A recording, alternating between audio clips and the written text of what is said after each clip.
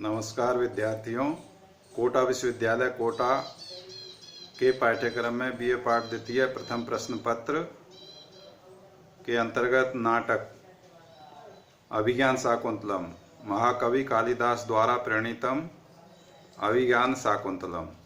जैसा कि हम पूर्व के ई कंटेंट वीडियो में इसके बारे में सामान्य जानकारी प्राप्त कर चुके हैं कि महाकवि कालिदास संस्कृत के महान मूर्धन्य विद्वान हुए।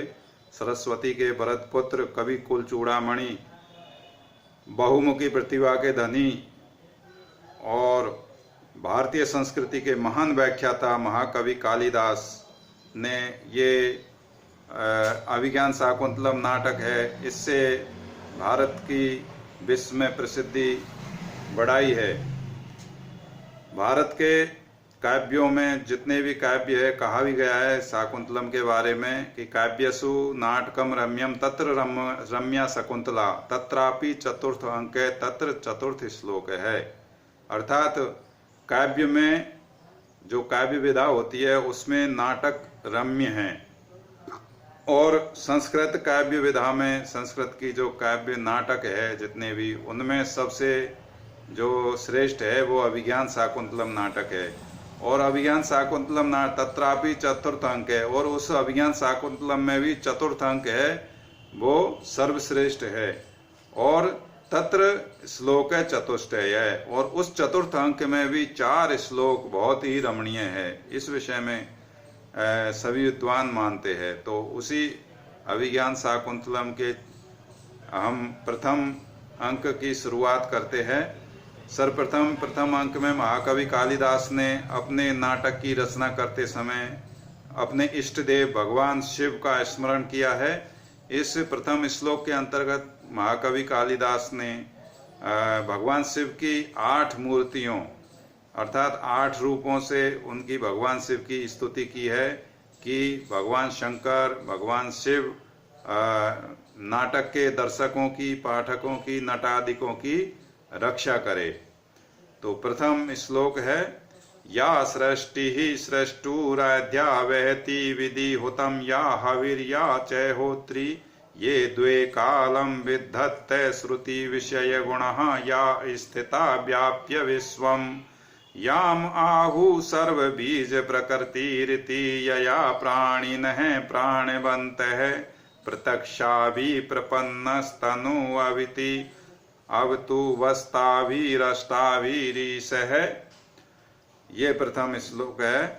इस प्रथम श्लोक का जो अन्वय है या सृष्टु आद्या सृष्टि, अर्थात या अर्थात जो, सृष्टु आद्या सृष्टि, सृष्टु कहते हैं ब्रह्मा को, या सृष्टु आद्या सृष्टि, जो सृष्टु अर्थात जो सृष्टि का निर्माता है। सृष्टि का निर्माण किसने किया था? सबसे पहले ब्रह्मा जी ने किया था।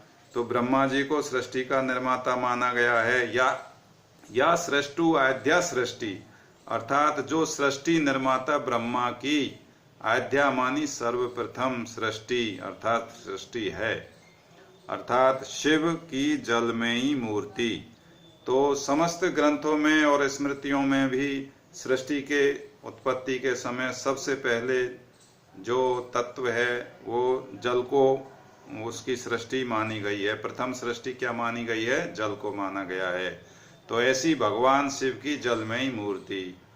या विधि हुतम हवि वहति, और जो विधि हुतम विधि विधान पूर्वक हुतम हवन की गई हव्य सामग्रियों को, वहति मानी देवताओं तक पहुंचाने वाली। अब देवताओं तक कौन पहुंचाता है हवन सामग्रियों को, हव्यों को? जैसा कि वेदों में, ऋग्वेद में भी कहा गया है कि अग्नि वै मुखम देवताम, अग्नि है जो देवताओं का मुख है। तो अग्नि देव है, वो देवताओं तक हवि को पहुंचाता है। इसलिए यहाँ पर या विधि हुतम हवि वहति, जो विधि विधान पूर्वक हवन की गई सामग्रियों को देवताओं तक पहुंचाती है, ऐसी भगवान शंकर की, भगवान शिव की अग्नि रूपा मूर्ति। अर्थात भगवान शिव की अग्नि रूपा मूर्ति की हो गई।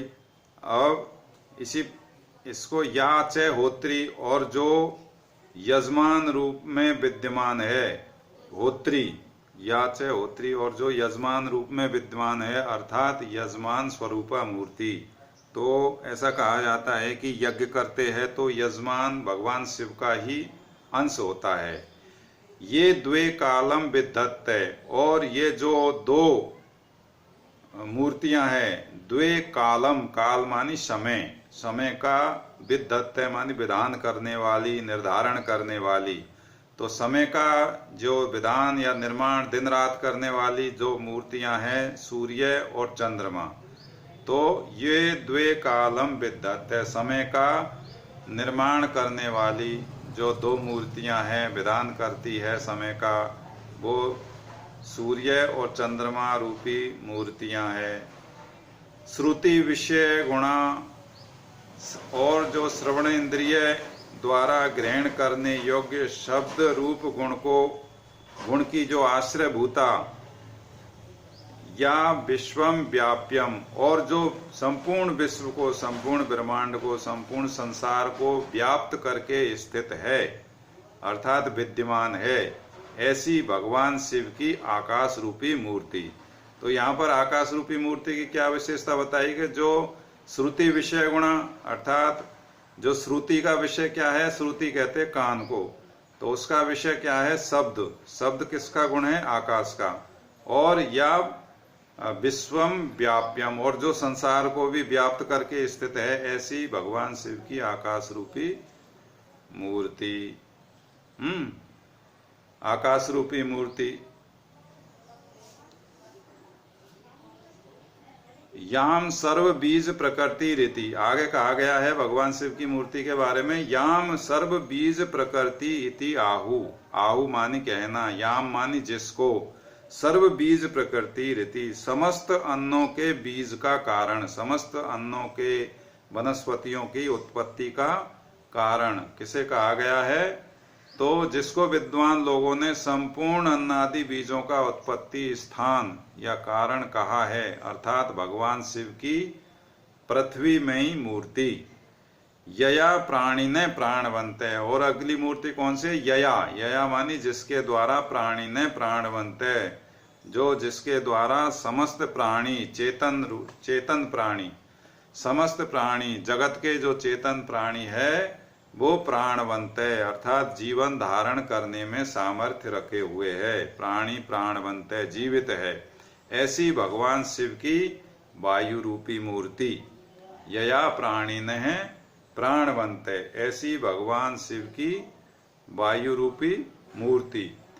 ताभि प्रत्यक्षाभि, अष्टाभि तनुभि, ताभि इन, प्रत्यक्षाभि इन उपर्युक्त जो मूर्तियों के नाम गिनाए हैं, इन प्रत्यक्षाभि प्रत्यक्ष दिखाई देने वाली, अष्टाभि अष्ट मूर्तियों से प्रपन्न युक्त ईश, अर्थात ईश मानी ईश्वर, सर्वशक्तिमान भगवान शिव, वह है, वह मानी हमारी या आप सबकी, पाठकों की, नाटक के जो पाठक है उनकी, नाटक को जो रंगमंच पर नाटक अभिनीत होता है तो वहाँ पर दर्शक होते हैं, उन दर्शकों की, और जो नाटक में जो कलाकार भाग लेते हैं उन नटादिकों की अवतु मानी रक्षा करे।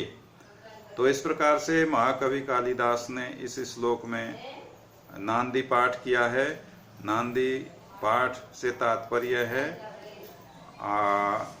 एक प्रकार से भगवान अपने इष्ट देव की स्तुति की है। ये नांदी पाठ है, ये तीन तरह से हो सकता है, नमस्कारात्मक, आशीर्वादात्मक और वस्तु निर्देशात्मक। तो यहाँ पर महाकवि कालिदास ने आशीर्वादात्मक नांदी पाठ किया है, आशीर्वाद लिया है भगवान शंकर से कि इस नाटक के जो पाठक हैं उनकी रक्षा करे, इस नाटक को जो अभिनीत करने वाले कलाकार है, नट आदि है, उनकी भी रक्षा करे, और इस नाटक को देखने वाले जितने भी दर्शक गण है, श्रोतागण है, उनकी भी भगवान शिव रक्षा करे।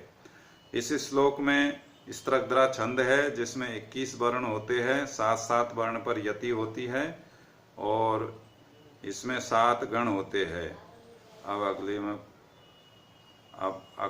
अगला श्लोक अध्ययन करने से पूर्व इसके बारे में और थोड़ी जानकारी करेंगे अगले ई कंटेंट में। नमस्कार।